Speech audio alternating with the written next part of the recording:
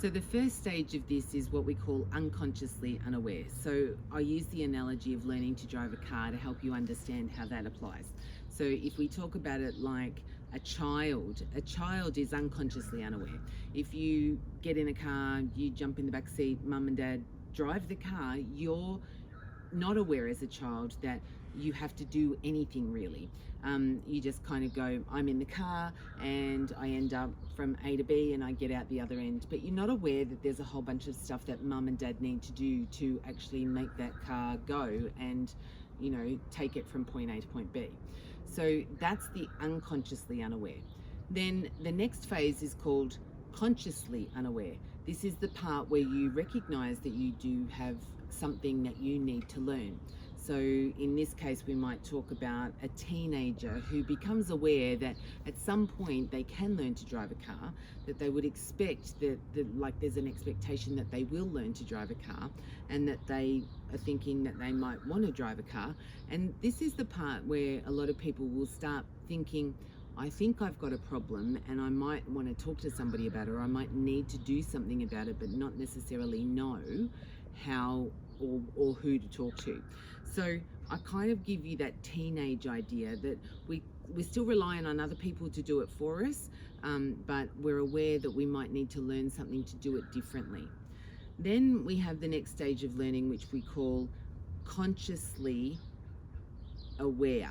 So this is where we know really clearly that we have to learn something. Okay, so this is where you put your L plates on the car and then you're learning how to drive. Now, for those of you who might remember how long it was ago that you learned how to drive, the thing is that you get in the car, you have an instructor, but it's actually really challenging.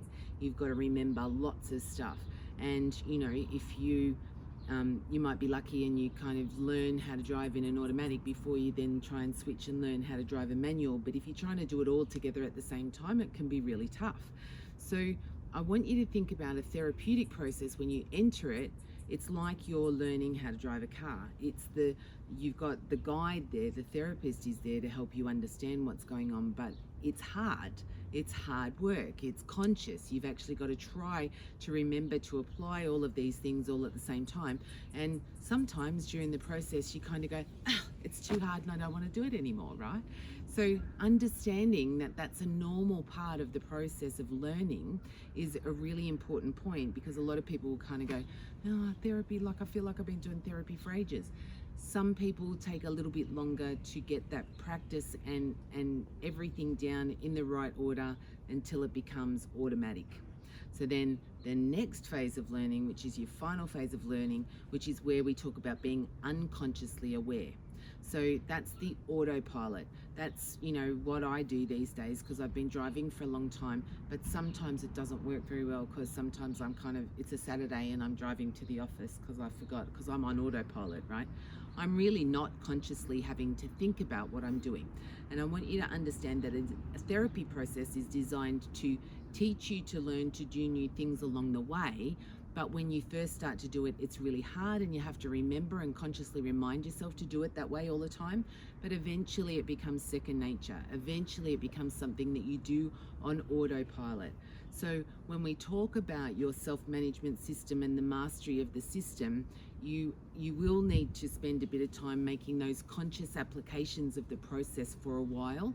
But eventually you get your P plates, and then in the end, you're able to drive, you know, really comfortably all by yourself anywhere that you need to go. And it's really important to understand that that's the idea behind the process.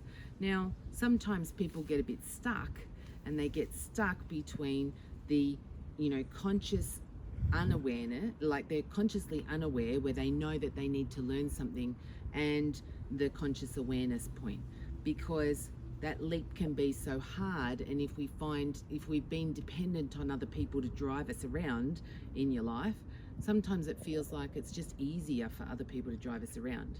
And nobody says that you actually have to change that, right? If it's easier for you to just let other people have control of your life, that's perfectly fine. But if you want to actually have that mastery and control and empowerment over your own life, you really want to make that big effort to become consciously aware until it becomes second nature, and then you become unconsciously aware. And From that stage, you've got mastery and life is good. All right, I hope that helps, and I just want to encourage you to keep moving through it. You will eventually get it to be that second nature. Okay.